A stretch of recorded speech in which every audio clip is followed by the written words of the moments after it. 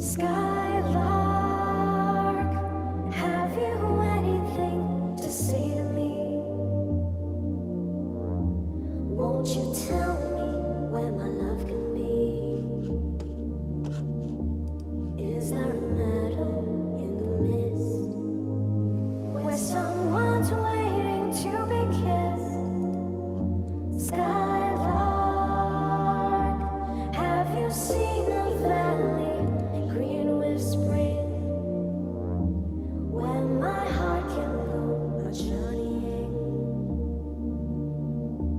over the shadows and the rain to a blossom covered lane? And in your lonely flight, haven't you heard the music of the night? Wonderful music, faint as a will of the wisp, crazy as a moon, sad as a gypsy serenading the moon. Skylark, I don't know if you can find these things, but my heart is riding on your wings. So if you see them anywhere, won't you take me there?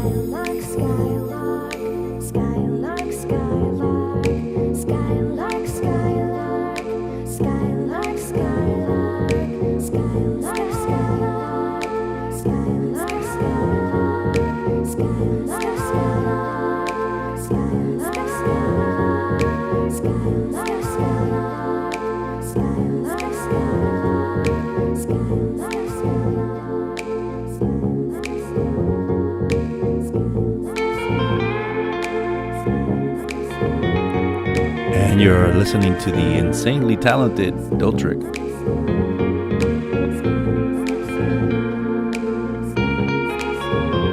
Dolltr will not be joining us today, but she's asked me to cover for her, and I figured what a better way to start the show with one of her performances. This is from a performance in our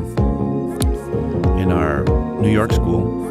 She came in one day and just banged this out. You can find it on YouTube under Skylark electronic cover, and you can see her actually play it all out live. This is a live performance. Sounds like a recorded a record, a finished record. But we're just getting ready to get rolling here. Just let this song end, and we'll begin. My name is Abe Duque. I will be your doctor today.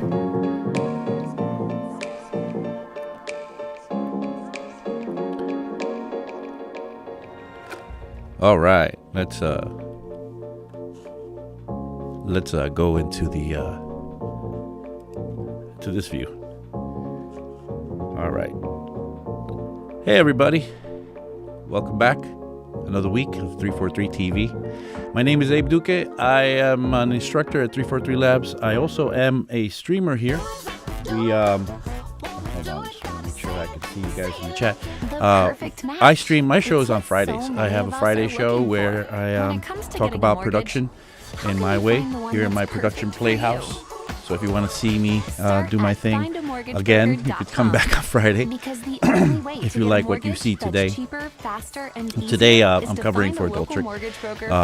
She asked me to cover this great show of hers, the Tips and Tricks show, which is an Ableton-based show, I guess. So we're going to do some Ableton today. But once again, we are 343 TV. We stream every day at 1 p.m. Today is dolltr show, and I'm not dolltr. I thought about putting on a wig and doing a whole skit of me pretending to be dolltr, but that would have been maybe too funny for us. Anyway, 343 TV, we have schools in Berlin and in New York, and of course online, where we have most of our classes these days because of, you know, the Rona. Anyway, come visit our website at 343labs.com or 343labs.de for our German site, where you can see what's going on as far as our class schedule. We have classes starting every week. We have one with me starting on Sunday at 12:15, a mixing and mastering class, 12 sessions. This room is ready to go. So if you want to come and see me do my thing in class, you can certainly join us and take a class with us. Let's have a look at the chat and see what's going on. Let's see, the chat is going once again. John H. Kingston III, always here. I always feel safe when I have these characters that come in on a daily, like John and Enigmatic Onion, which I think I saw him in here also. Yep, there's Enigmatic Onion. And let's see, who else? Who else is here? Samuel Mishida, I suppose. Mishiha. Sorry, it's very far away, that monitor. It's hey, hard what's for me going to on? read. I'm Jamie Blake, and in this Jonathan video, Mueller, I'm talking about how to get better at improvising says, what's up, guys? with the push. Well, let's get started. I started using the push a few years ago, and it totally changed the way I approach Paul writing van der music, Werf. mainly when it comes Happy to be to here today. chord Happy you're here progressions today, and Paul. improvising and jamming to come up with I think song Paul was ideas. in one of my I'm gonna do a little workshops jam one for time. a minute or two, and I'm going to break down Pat Splatt. some of the core Pat concepts Splatt, hello. that enable me to just kind Billboard of move Shaw. freely and express myself musically. What's using up, the push. everybody? So check it out for a minute, Sonic and then I'm gonna explain what's going on. Walden. Lots of people here. Hey, from Germany. Hello. Welcome to our stream, German person. Rashane is in my class on Sundays. Rashane makes amazing music. She's in my mixing and mastering class at 3:15 on Sundays. Andrew Duque, of course. Andrew Duque. What would a stream be without Andrew Duque? Let's see. There's a lot of people in here. I'm very happy. Who else? Let's see who I missed. If I missed your name, I'm sorry. It's just that, you know, having to manage this show and having to call everybody out. CHDB Music is here. Aguantate Bonavenda. I don't know if I'm saying that right. Aguante Bonavena. Yeah, something's playing. Okay, that's what Aguante Bonavena says.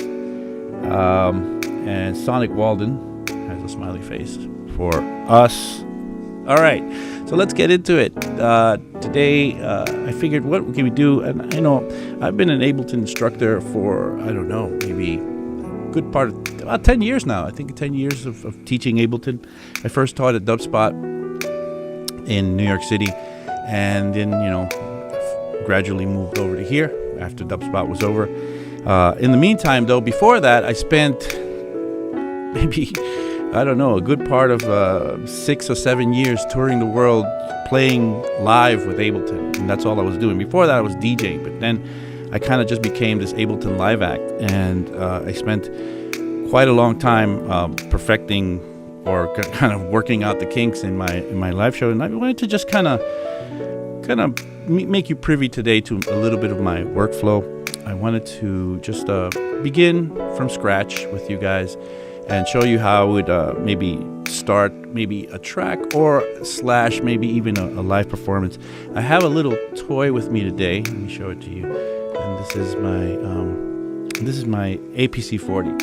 It's actually my absolute favorite of all the controllers that I own. I have a push, and the push is over here, over there. But I use this more than I use the push. I know Claire is the push queen. She I mean, dolltr is Claire. She has made me, very, very aware of how important it is as an instrument. It's a new instrument, really, and she plays that instrument like she took lessons since she was 5. It's amazing what she does with the push. I have one. I'm good with it, but not as good as she is. What I like though is a surface like this one, and one of the reasons I like this surface is because I could customize it quite a lot. Meaning that I can change it up. So this surface is it's made for Ableton. There's actually an Ableton logo down here. It's made for Ableton. So out of the box, it works with Ableton. If you look at my Ableton screen, let me go to my Ableton screen quickly. So if we continue, if you look at my Ableton screen, you'll see that there's a little red box here. It appears, and that if I had a bunch of clips in here, let's create a bunch of clips. Let's just drop clips in there. You see, as I'm dropping clips, I'm getting on my controller, I'm getting the clips corresponding to the clips I'm dropping here. If I say double that and created, keyboard, I created a bunch of those, and I got 3 rows of the same purple clips, and then I change the color on one of them. Let's see, let's go to yellow. It'll change up as well. See how now I have a little bit of a different color. I don't know if you could see this color, but maybe you can. Let me switch this one to blue. So you can see that it corresponds directly, just like the push does. It corresponds directly with what's going on on my screen. Not one-to-one, like you can't control all the things that you can with the push. The push is amazing, but this is really cool that it gives you this. Then I also have fader controls. Now right now I don't have instruments in here, so let me just drop a couple of instruments for the sake of it. So dropping instruments in here will give me faders, and it'll give me something to start with. Now let me go ahead and drop a L log in here. Then an octave. And you do the same thing and memorize the intervals for minor. Let's see. So I'll switch this to minor so you impulse. can see it easier. That's the forbidden instrument. Nobody talks about impulse. I haven't heard anybody talking about impulse in the longest time. Impulse is like this drum machine that Ableton has that everybody kind of forgets that it's there because they usually just go to the drum rack. Anyway, so as you see now, I have the faders, and then the fader control is right here. See, look at that. I can control the faders, and they correspond directly with the tracks that I'm working with, which is really cool. So now I can play this one-to-one and kind of like mimic my mixer kind of setup here.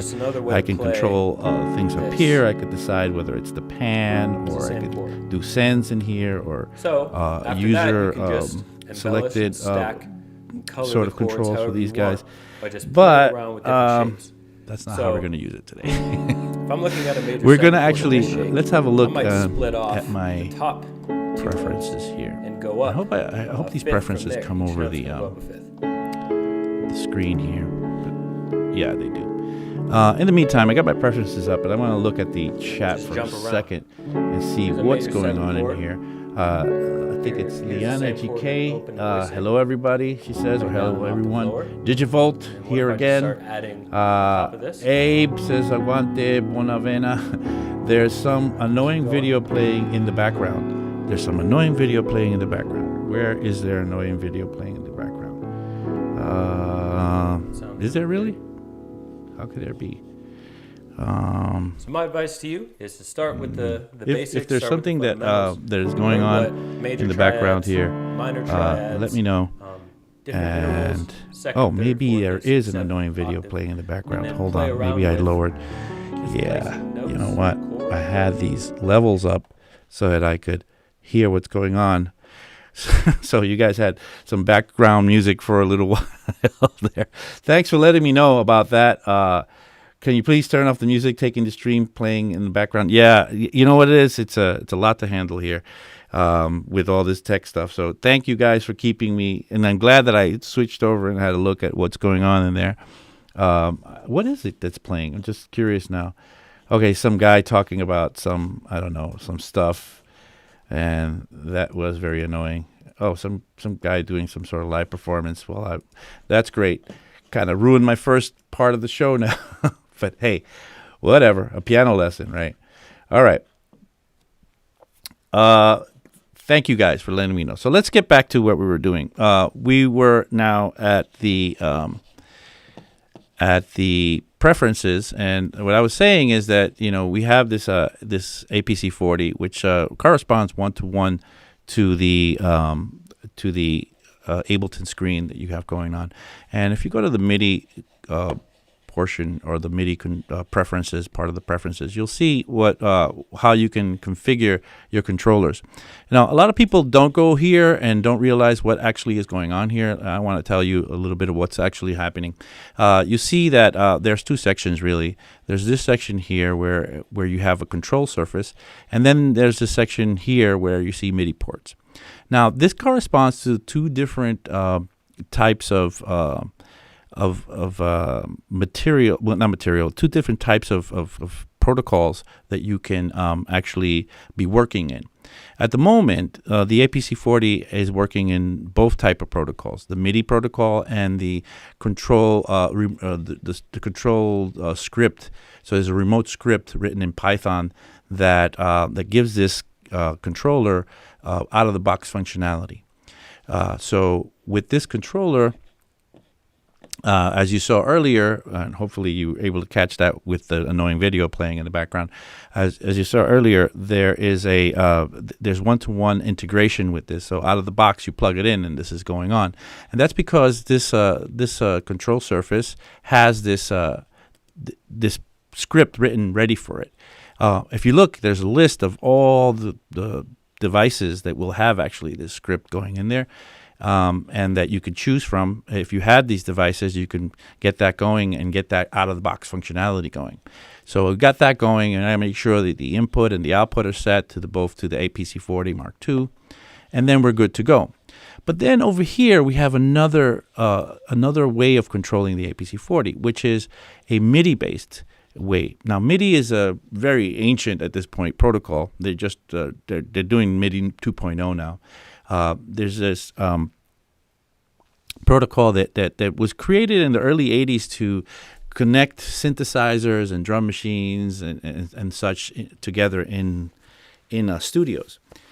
And the MIDI functionality allows us for quite an interesting, still very functional set of parameters. And actually, we have three: track, sync, and remote, three aspects. I like to call them the three aspects of MIDI that can actually be controlled. I can turn off this remote script, and you saw how my lights went off, but keep on the MIDI functionality. So if I move this fader, you'll look at the top right-hand corner of my Ableton screen, and you'll see that just above the D, just right here, there's a little light flashing. It shows that it's still receiving information, but it is not mapped to anything in particular. So let's say I'm going to keep it with the remote script off. Let's say I wanted to map it to this guy here, this send B for some reason, right? So I come here, I click on send B, and then I move this fader. As soon as I move this fader, you're going to get a little number there with a slash and another number that corresponds to the MIDI designation that is given to this particular control. Meaning each one of these controls has a MIDI designation based on CCs, which are constant controls or continuous controls, and channels, which MIDI has 16 of. So the first number that you saw, and I'll go back into MIDI map mode and map something else. Let's do this guy here, and let's move that. So the first number you saw would be the channel, and the second number, I believe, well, one of them is the channel, one of them is the CC. Let me see if I can get a higher value on something. Let's just go here and turn this guy over here. So that one has something /16. How about that one? 17, 18. So I guess the second number is the CC that you get in there, because there's not enough room to show you the first number in there. So let's see. Roller 8 says MIDI 2.0 should be epic. I hope. I hope so as well. I mean, MIDI 1.0 has done a lot for us all the way through till now. Anyway, so we got a bunch of mappings, and as you can see here, the mappings are appearing on the my map listing here. I can actually get rid of all of them by just highlighting it and then just hitting delete. And they're gone. So I have no mappings anymore. So now I have this controller that's basically what you might call a blind MIDI controller right now. This blind MIDI controller can just, do whatever it's going to do blindly, meaning that you just have to map it, and it doesn't care what it gets mapped to and what it's actually looking like it should be. It doesn't matter. You can map whatever you need to it, which is the way that we probably want to use it today. Now, actually, you could use it in another way. You could use it with the control surface actually turned on. So where's the APC 40 Mark II? With the control surface actually turned on, and in this way, if you have a look at this first fader, this fader is going to move up and down because it's already pre-mapped that way, and all these come back. But let's say this fader, as it is mapped to this fader on Ableton, on the number 1 channel, we don't want that to do that anymore. So I can go to the MIDI map mode, click on this, and I'll click on something else. Let's say I wanted to control this A send. So now this fader has been removed from the remote script, and now I can move this, and it no longer controls the fader on the Ableton program, which is great. This is amazing, because now what we get is a situation where we can sort of customize. We could keep the good functionality from maybe clip launching or whatever you want, and also maybe do some customization of it. This is what I love this thing. It's one of the things that made me really enjoy using this thing, especially for live performances, because you can have kind of a hybrid situation going here. All right, let's have a look at the chat, see if anything's going on. I thought MIDI 2.0 contains mainly MPE. Cool if it's more than that. That's what William Mindreader said. I know that MPE is a big part of it, but I hope there is a little more than that. But thinking about it really thoroughly, I mean, what else could you imagine there being in MIDI 2.0? I mean, I'm sure there is plenty, but what I guess I'm saying is that MIDI 1.0 did such a great job at being pretty awesome from the start. So much so that we're still using it right now as we speak. All right, let's keep going here. Let me let's start making some stuff here. So I'm going to change this analog into an operator, and I'm going to get all these clips out of here. I don't want all these clips in here, so let's get these clips deleted.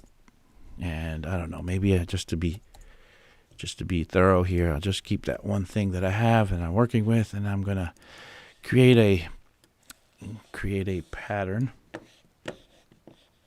Let's see. Let's see how low we have to go with this. Let's try C1 for now, and let's do a 4 on the floor. I'm trying to make a kick. That's a good thing. Good start with my kick there.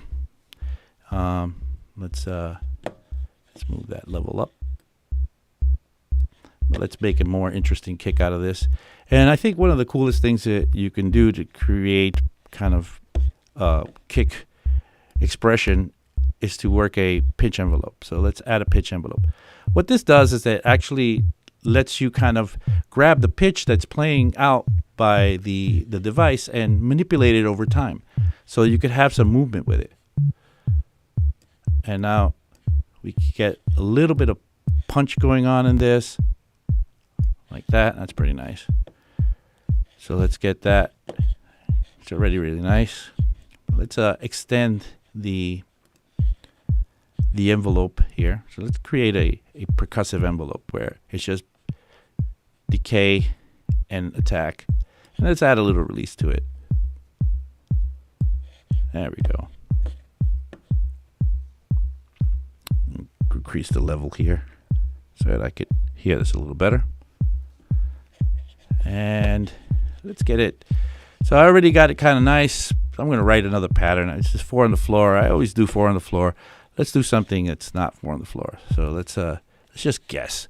Let's drop a couple of notes here. What do we have? A 16th grid. Let's do that. And then maybe this and this. Yeah, that's good. And let's reinforce this kick somehow. Let's do some interesting things to it. So here we can go and have a lot of fun. And if you're an Ableton user, you should be just going for it. Right now, one of the things that I like to do after making a kick is maybe dropping a glue compressor. The glue compressor is going to solidify things a bit. Whoa, dropped it in the wrong channel for some reason.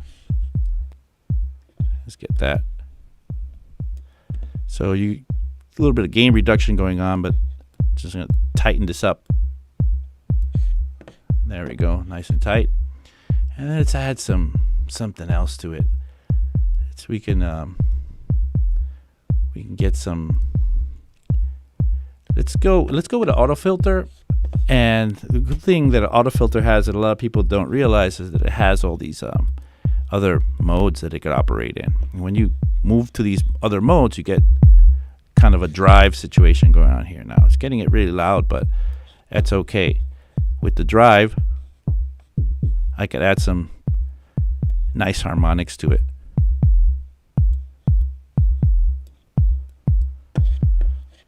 Okay, so we got a kick. Let's have a look at the chat, see if anything's going on. Hi, Thomas, Abe, 343 gang. Hello, Regine. Let's see, Restream Bot says something. Okay, Nefertiti Gold is here. Nefertiti is another one of my students. So got that going on. Let's add some movement to it. And how are we going to do this movement?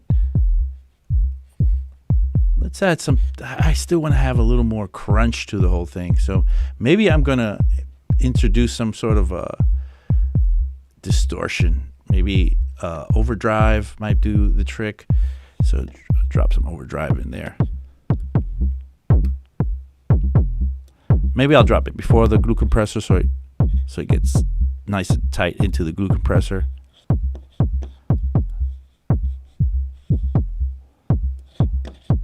Okay, let's see what else we can do. Maybe we can drop some erosion, see what that does to it. Let's drop it after the glue compressor. Let's do noise.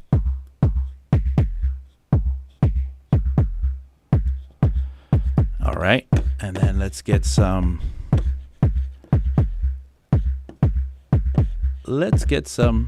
delay in there. So let's grab a delay, drop it in there. I want to do some craziness today. It's a shorter one with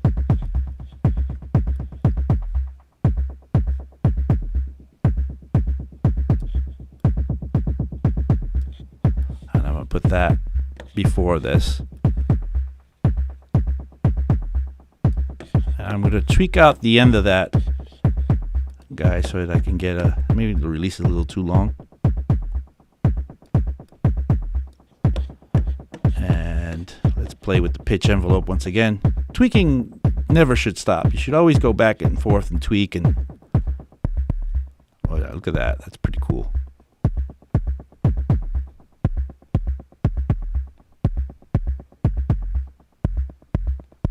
Trying to find that perfect spot. See what happens if I. All right, that's kind of getting cool now. Settle out a little more of this delay into that. And a little more feedback. All right, so a couple of things now. So I'm starting to get a lot of cool things that I can play with. So I'm going to kind of set myself up on this controller to be able to do that. So let's see. Let me just have a look at the chat. Lorler 8 says, at William Mind Readers, I guess he's saying, I sometimes add a little using the AMS RMX 16 ambient setting to get space if needed. Yeah, I'm trying to use, there's plenty of cool plugins that we can use, but I'm trying to use Ableton plugins right now. So let's get a little reverb in there as well.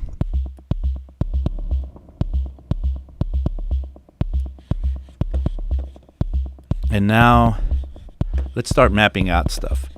Let's start doing a little bit of the mapping of stuff. So what is cool to map in this case? I think for sure the opening and closing of this filter. So let's get that filter frequency mapped, and I'm gonna just immediately go to this section here that you're looking at. This section here is meant to like control any given device. So let me just show you real quick what that means. So you see how this device has that little hand on it? So I can use this device now to control what's happening in there. And this, you see how I'm changing the parameters on these on that device. If I switch the control, say to this one, and put the hand on this one, then the hand will control this device section will control that hand, whatever device has that hand on it. So if I go here, wherever the hand is on, this section is supposed to be able to control. I'm gonna change that and make it so that this section just controls whatever I tell it, and it's static and it's fixed, so it never changes. So let's go to MIDI map, and let's map frequency to this first one, which is really cool. Now we have that on there. And no matter what I do and no matter where the hand is, this has been taken over. And as you can see, it has one dot on it now instead of the kind of, the amount here that it shows you differently when it's part of the remote script. Right now, it's just a position, and it changes the way that it looks. So it kind of tells you that's what it's doing now. See if you can just look at that there. Okay, so let's get that. And I'm going to add a little more of this. And I think on this next one, I'm going to add filter frequency on this guy over here. So now I can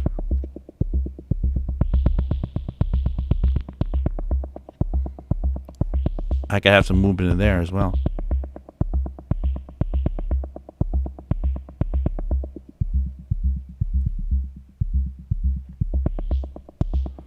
I still want a little more distortion, so to the end of everything, I'm gonna drop another.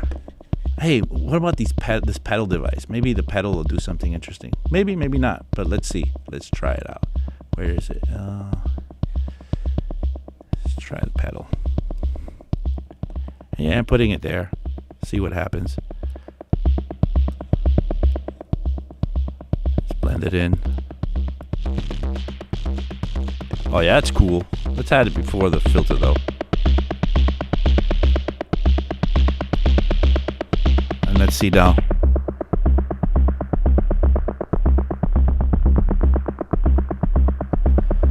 Okay, what happened here? I wanted to map not this.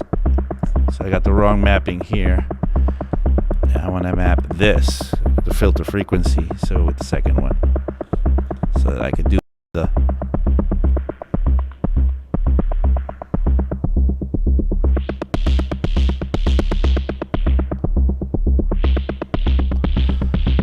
Whoa, kind of very long feedback, so I could map that as well.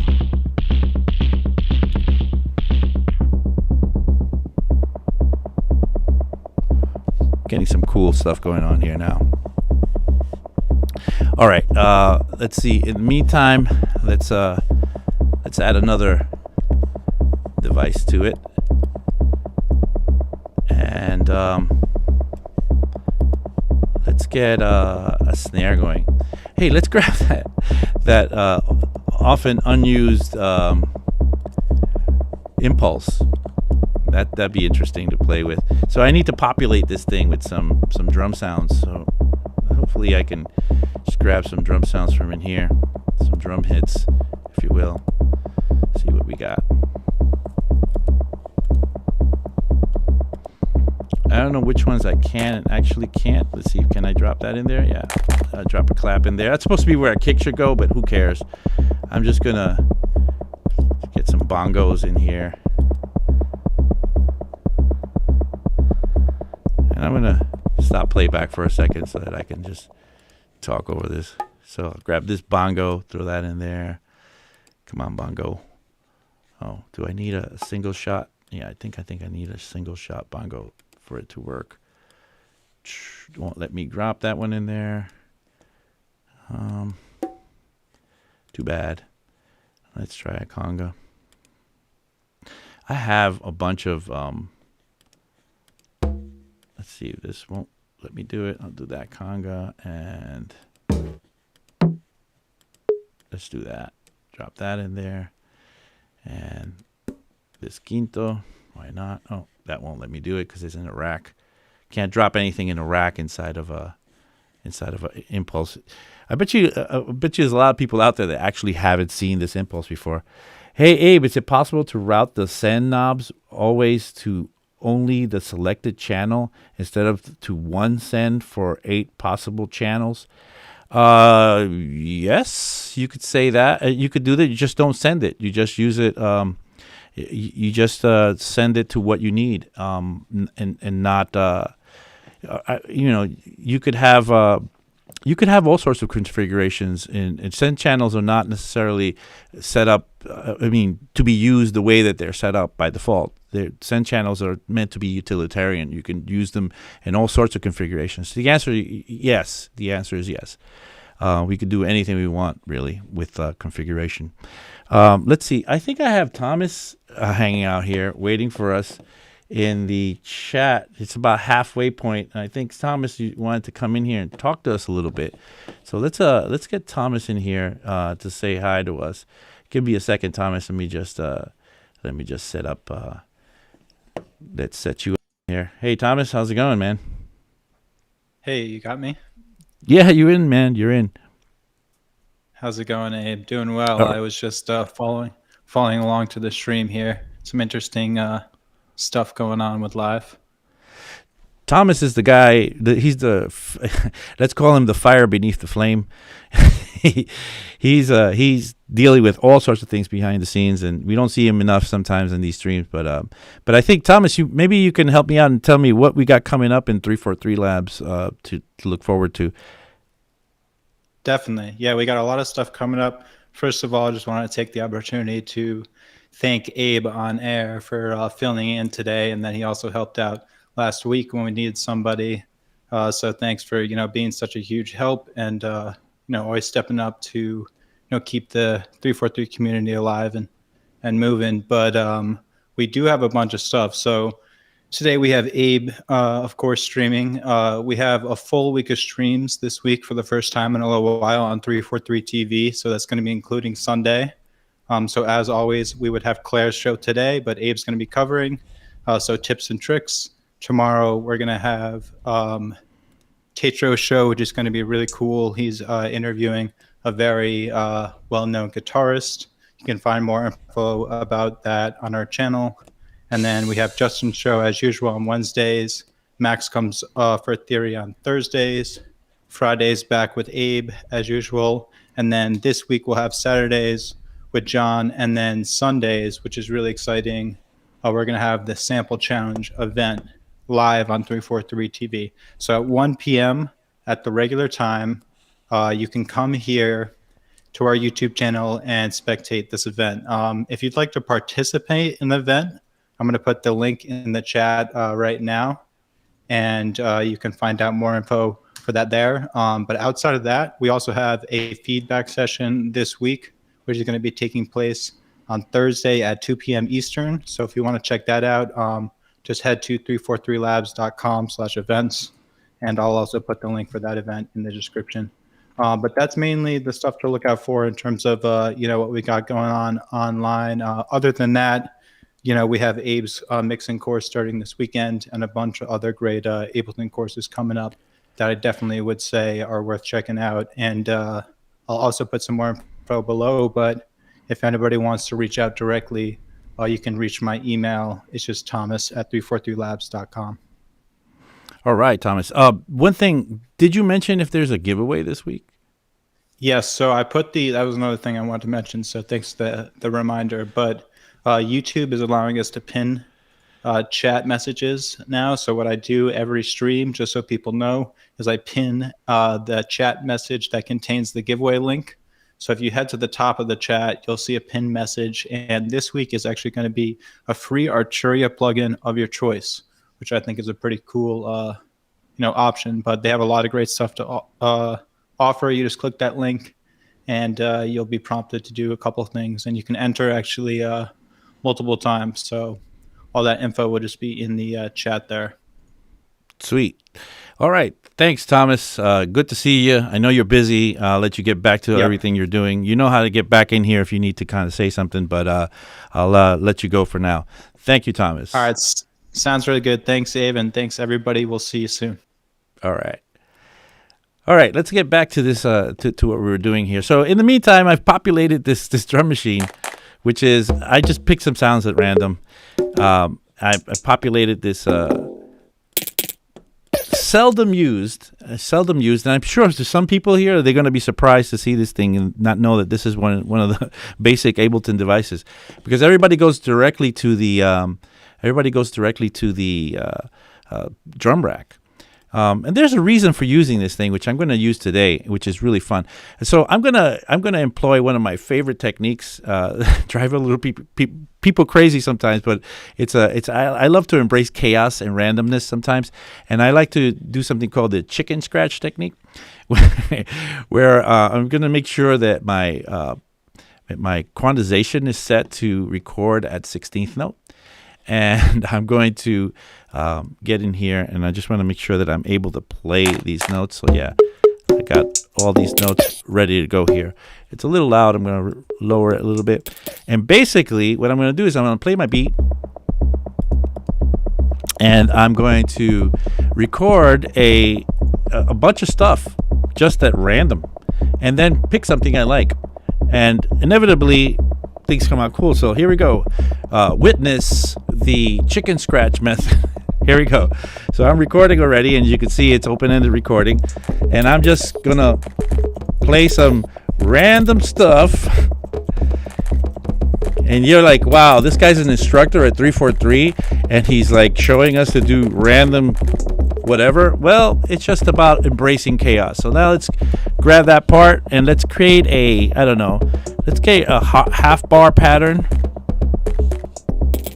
and let's find something that works. That works. That works too. How about this? I'm mesmerized by that. And what I'll usually do is I'll go through these and then I'll just make copies and like option drag and go to the next one and then move to something else that might work. Oh, that works. So I'm going to option drag again, go to the next one. That's a nice clap. Let's go here.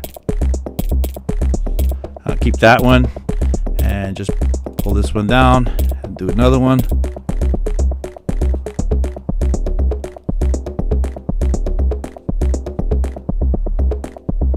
I think I have enough. 3 of them. I keep those 3. And a lot of times when I make something, I want to color them differently so that I know what I'm dealing with. So I have 3 parts that are colored all differently. And that's pretty cool. And that's pretty cool. I'm gonna start with that one. But the cool thing is now, so I have parameters here that I can work with, individually on each one of these sounds that I'm working with. But everybody never uses these. And check this out. Watch what happens. It just kind of messes with the time stretching of the parts and the transposition.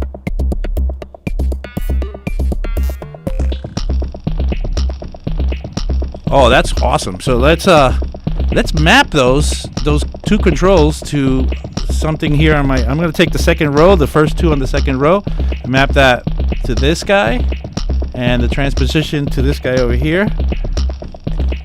And let's just get going with this. And together with this,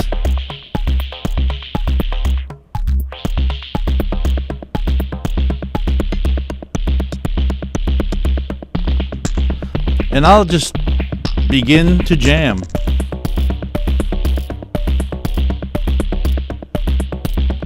Maybe I'll switch to another.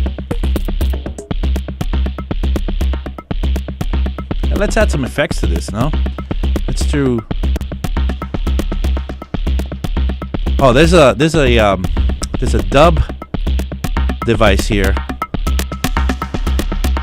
and that I really love that dub device. So I'm going to delete this here. I'm going to add sometimes I like to map these knobs so I can dub things out, but I like to map them to buttons instead of knobs. So let's see, that's a stop button normally, right? Let's see if I can map that stop button to be the on-off switch for that. Let's see, I'll take that. Let's see if that works. Yeah, that's cool because now I could just catch it. I'll play with these again.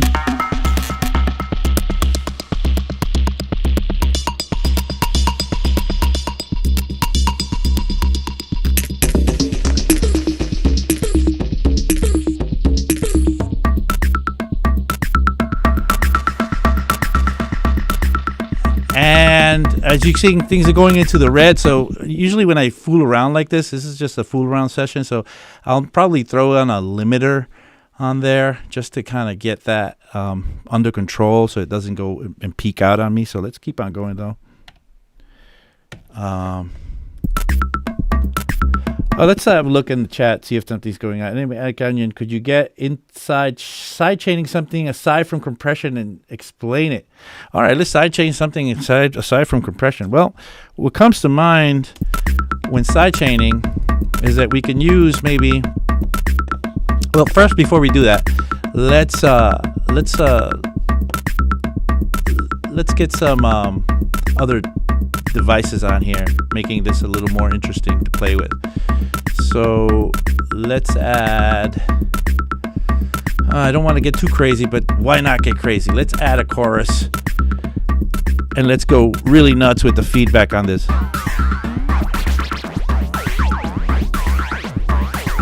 Which means that I can map this amount and rate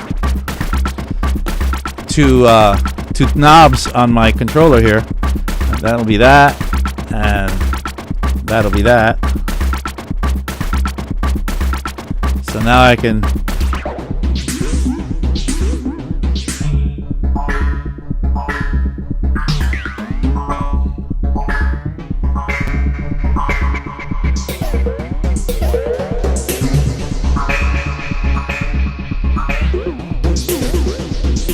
I'm starting to have fun and forget you guys are here.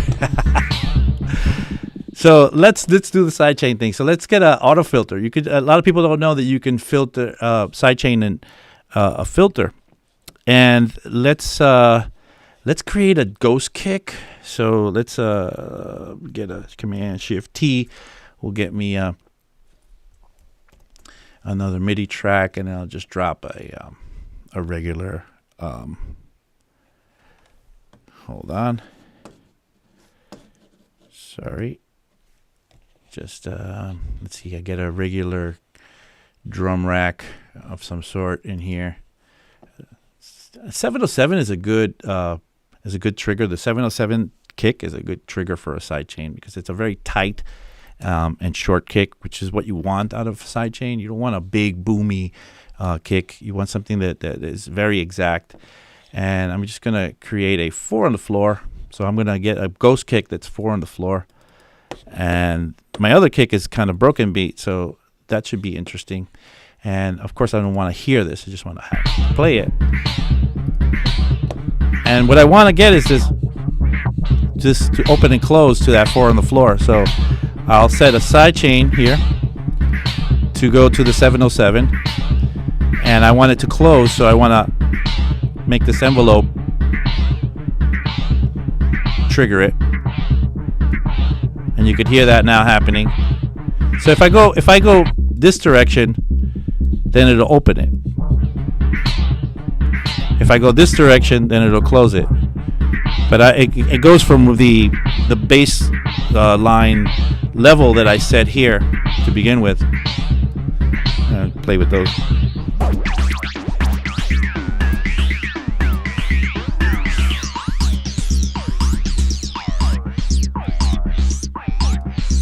And I can set the attack and release to get that feeling that I want in there.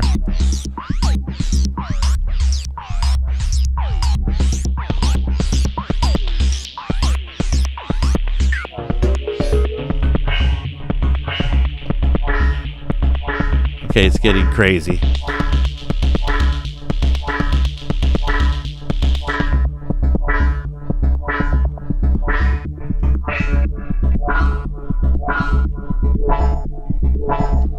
Alright, whatever that is, sounds cool. But we have the sidechain. If I turn on the side, watch what happens when I turn off the kick. See, it doesn't have that movement anymore that was created by the filter closing and opening. Let's get that back in there. So let's go on. Let's maybe add a bass line to this, no? So let's get a.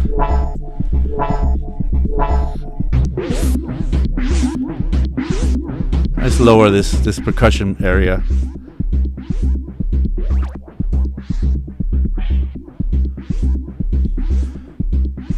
And maybe lower the feedback on the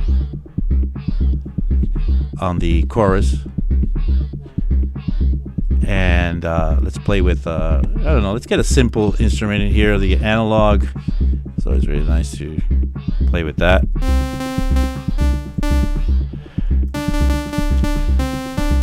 So I'm gonna pitch this up, so I could just play and see. I'm gonna use a MIDI effect and have that pitch 2 semitones up. That way I could just play and see and kind of be in key with this craziness that's happening out of my impulse. And let's make a bass sound. Closing a filter is always nice, and adding a little resonance. And let's do chicken scratch once again. Why not? Chicken scratch worked for us really well before, so let's try chicken scratch one more time. I'm playing on my keyboard, my computer keyboard, so it's hard to. But let's see what we got. And let's take a half bar again.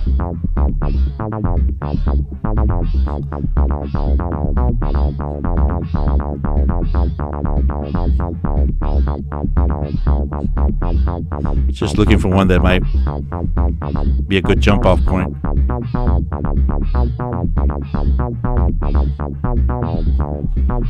Hold on, do I have a whole? No, I didn't grab it right. Here's what I needed. Hold on. So I need to make it start here.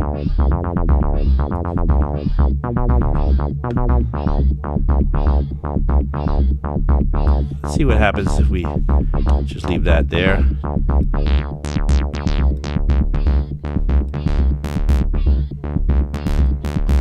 Let's add a little bit of controls to this. So where are we gonna? I'm gonna just take these controls up here, and I'm going to use these to map some of the things on the analog. Get that resonance going there, and maybe let's see what happens.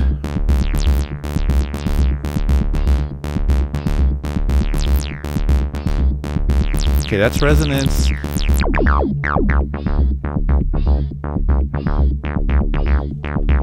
And let's get another control here. Let's control the octave on the second one, so to have movement on this octave here.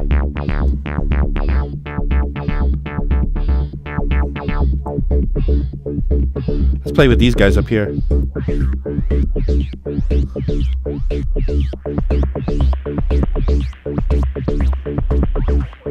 Dub.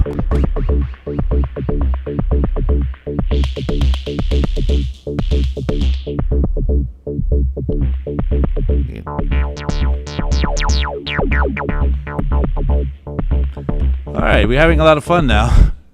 Let's see. Let's have a look at the chat. You guys have been quiet, but you guys have been adding on. There's a lot of people, more people than when we started, which is great.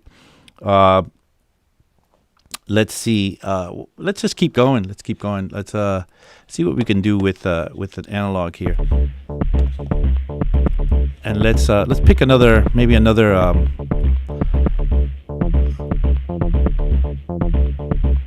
Let's do that.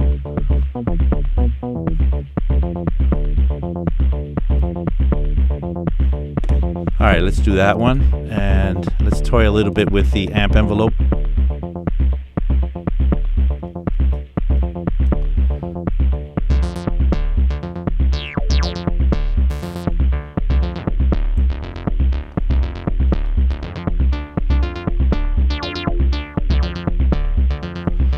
Okay, and then maybe with the filter envelope. It's always nice to be able to play with the filter envelope. That's the last thing I'm going to map here. I'm going to map the attack on the filter envelope. Let's see what that happens here.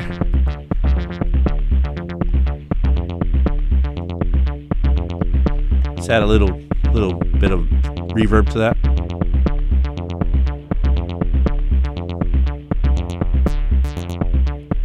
Remember, our parts are over here.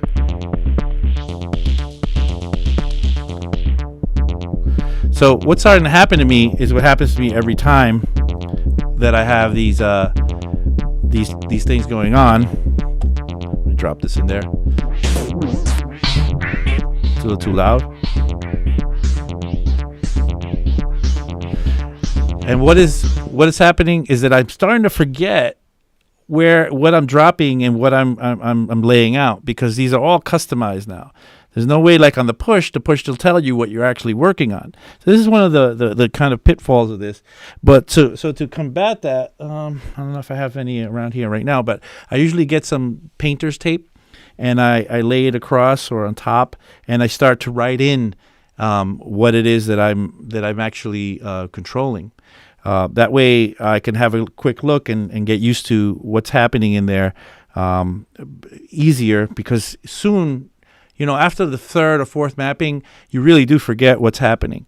So there's a lot of feedback on here. Let's take this chorus off. I think I mapped the transpose and the time to the same parameters. See, this I shouldn't have done.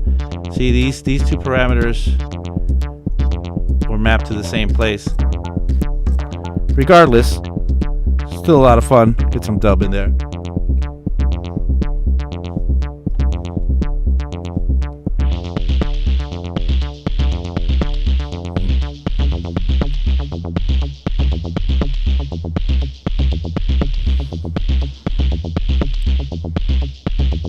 All right, having a lot of fun.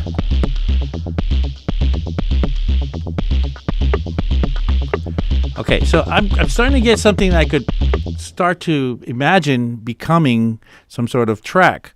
So what I really would like to do now is maybe be able to lay it down.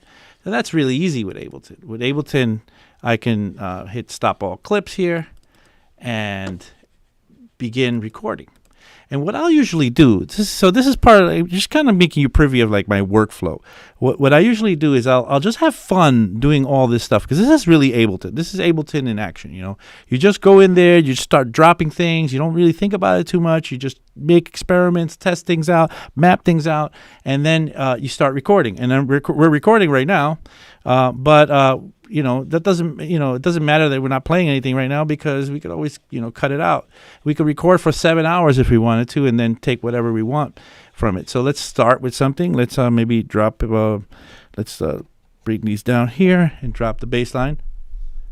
So now bass is being recorded up here, and I could slowly start to bring that in.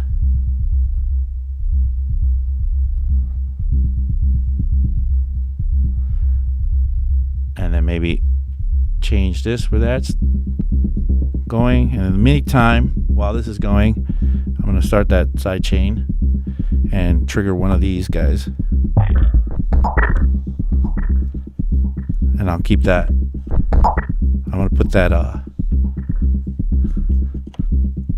dubbing on. There we go. Don't fret that you're not getting it all down exactly the way that you want to immediately, because you're going to be able to edit this. And what usually happens is that I start kind of rough and end up in some amazing places because I just stumbled upon it, and then I'll get really into it and end up in a zone.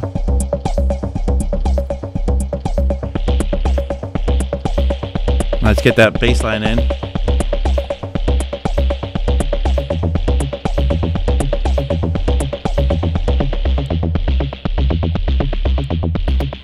Once again, don't worry that you might be. Just get some cool combinations going.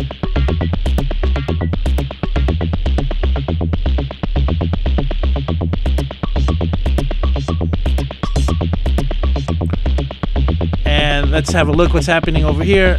Well, what's happening is that we're creating an arrangement. And so a lot of, stuff that I'm not going to use in here, but there might be a moment where I might say, hey, this is really cool. So let's say I get to this part right here. And I think that's gold. Let's just pretend it is for now. And I've got that going there. I really feel it. And I'm gonna drop my loop in there. So I'm gonna take that area that I've highlighted, right click, and consolidate the time to a new scene. And now if I look on the other side over here, I have a new scene that's been created with everything that means to be that part right there. So I can just get right back to that part by triggering that scene right there. And if there was another scene, let's do just the beginning where we just had that. Let's just say that's a scene that I really like. And I'll just loop that. Let's say I really like that. I'm going to right click, consolidate to new scene, and then I'll have that as that bit right there. So I can jump into that, or I can jump into this whenever I like. And so what I typically end up doing, and this is just, not to, worry myself about having to think up parts or whatever. I just let myself play with Ableton and have fun and just let myself go, where I'll just, create a bunch of stuff. I know that a lot of the stuff that I create might not really be most amazing, but then in the meantime, I'm going to create some stuff that I'm going to stumble upon some stuff that might be super cool. When I do, I'll take that and I'll put it to the side. And if you do enough of that, eventually you end up with enough parts of something that's substantial that you can kind of put together to make a track. Now, this is not the only way to make a track or to create a live set, of course. But today I'm just trying to give you guys an idea as to how you can expand your thinking with Ableton and expand what you're trying to do with Ableton beyond the idea that you have to kind of have everything in your head before you lay it down. Having everything in your head is a great way to go about it, or maybe even a combination of both of that.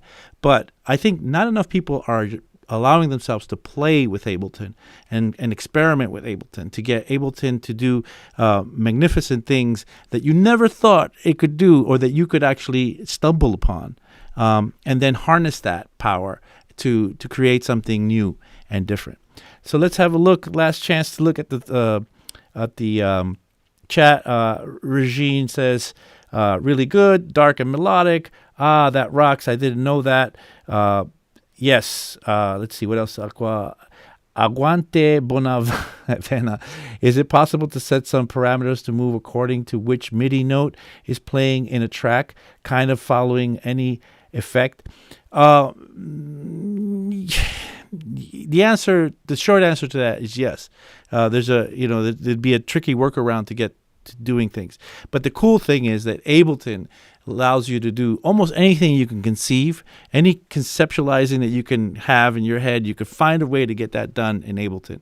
And I used to say in my Ableton classes that any question, most of the answers to any Ableton questions are going to be yes. Just a few things maybe no, but those are kind of really tall orders. Anyway, I think we've run out of time for today. Thank you, everybody, for sitting with me, watching the show. I'm sorry, I'm not dolltr. I tried to do the best I could to fill in her shoes, but she's amazing. She's the Ableton and Push queen. I'm just here holding a place for her. Till next time. But I hope that I kind of provoked a little bit of thinking in you to like approach Ableton in a different way with a freer sort of mentality and not without any pressure of having anything predetermined that would happen. None of the stuff that I did today, maybe it's obvious, but none of the stuff that I did today, I had planned or actually laid out before. I just kind of said, you know what, I'm just going to go and wing it and show everybody what happens if you just jump on Ableton and just start to have fun with it. And eventually, as you noticed, some interesting and cool things came of it. Anyway, with that, I'm going to say goodbye. Have a good rest of the week, and I will see you guys on Friday for my show. This is 343 TV. We come from 343 Labs. Make sure to hit the subscribe button. We're trying to get over 10K in no time. We're up to somewhere around 8K. If you like the show today, please hit the like button or the dislike button. That's up to you. And make sure you also hit the bell notification so you get the notifications as to when we're on. But pretty much we're on every day at 1. We have shows covering anything and everything you might want to know in this space.